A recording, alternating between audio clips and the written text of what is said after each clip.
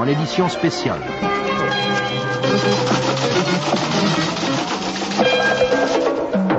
Expliquez-nous pourquoi vous arborez l'étendard des pirates. On va vous voir en image, vous avez habituellement l'étendard des pirates. Les gens nous traitaient de pirates, donc je me suis dit, ok, très bien, on va être des pirates. Et les enfants adorent cet emblème. Mais en fait, le noir du drapeau symbolise l'extinction des espèces. Le crâne, c'est la responsabilité humaine. Et le dauphin et la baleine, c'est l'harmonie. Le yin et le yang, l'harmonie dans l'océan.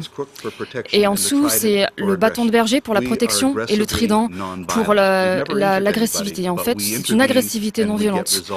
C'est-à-dire qu'on intervient sans jamais blesser personne en stoppant les actions illégales en mer.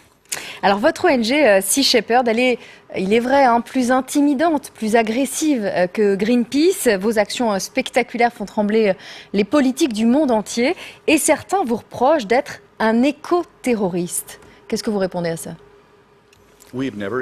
On n'a jamais blessé personne de toute notre histoire. Nous sommes agressifs, mais nous sommes non violents.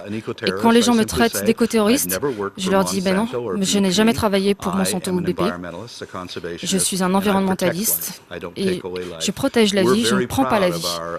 Nous sommes très fiers de notre bilan immaculé, n'avoir jamais blessé personne en plusieurs décennies. Et quand vous comprenez le genre de confrontation auquel on a affaire. En fait, c'est pas par miracle ou par chance qu'on n'a jamais blessé personne. C'est parce qu'on prend les mesures nécessaires pour ne pas le faire. Alors vous figurez aujourd'hui sur la liste rouge des criminels recherchés par Interpol à la demande du Japon. Pourquoi ? Eh bien pour conspiration contre la pêche. Une première, vous êtes recherché au même titre que les serial killers et les criminels de guerre. En fait, je suis accusé de conspiration d'abordage sur un bateau balainier.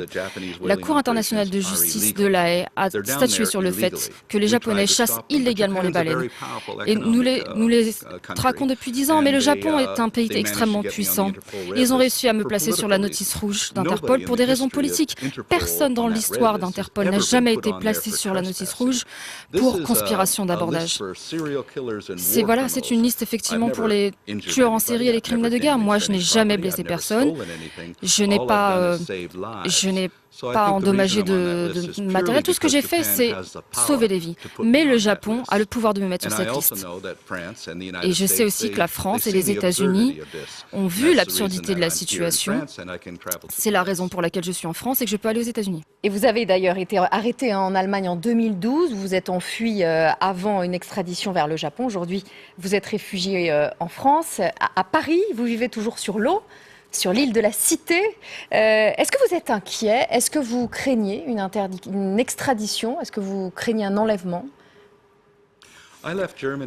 J'ai quitté l'Allemagne en 2012 parce que quelqu'un au ministère de la Justice m'a appelé et m'a averti que j'allais être extradé vers le Japon. Donc, voilà, il y avait beaucoup de gens qui étaient très sympathisants, même au sein du ministère. Donc j'ai quitté l'Allemagne et j'ai passé 17 mois sur l'océan.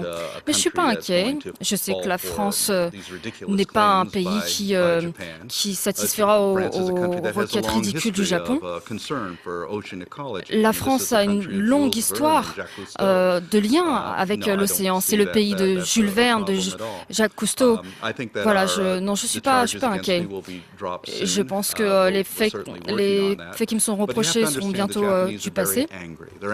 Mais les Japonais sont très en colère. Ils sont en colère parce qu'on leur a coûté des dizaines de millions de dollars de pertes, qu'on les a privés de nombreuses baleines et qu'on a exposé au monde entier leurs actions illégales en Antarctique.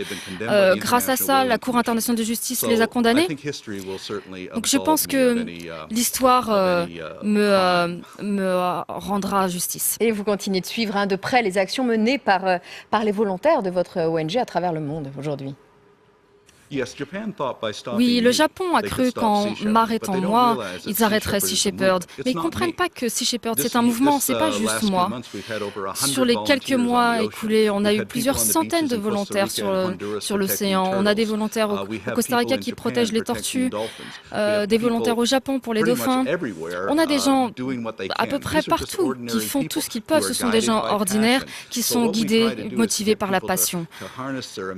Donc ce qu'on essaye de faire, c'est de motiver motiver les gens à suivre leur passion, leur imagination et comprendre qu'ils peuvent tous faire quelque chose. Moi, je ne pourrais pas sauver les océans à moi tout seul.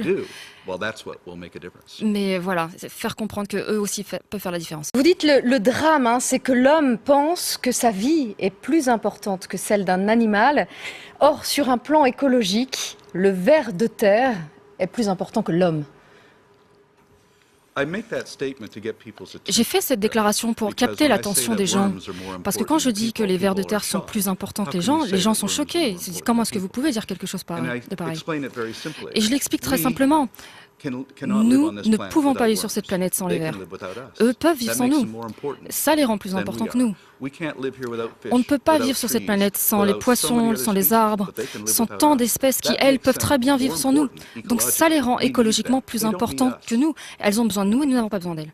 Vous avez déclaré « Je ne suis pas un grand fan de l'espèce humaine. Mes congénères sont des primates arrogants et incontrôlables. » Oui, notre espèce, effectivement, nous sommes des primates et nous sommes hors de contrôle. La population humaine explose et nos modes de vie fait que nous volons cette capacité de charge aux autres espèces. Il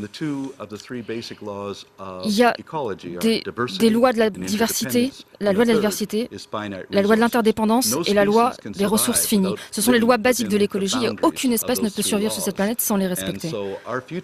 Donc notre futur n'est pas très prometteur si nous continuons à diminuer, à appauvrir la biodiversité. Vous pensez que si nous ne nous replaçons pas à égalité avec les animaux, nous allons vers l'effondrement de notre civilisation?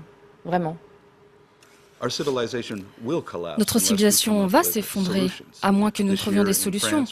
Cette année, en France, peut-être qu'une la plus importante conférence qui ait peut-être jamais eu lieu en domaine de l'écologie va avoir lieu en décembre. Si on ne change pas les choses, on ne survivra pas une centaine d'années.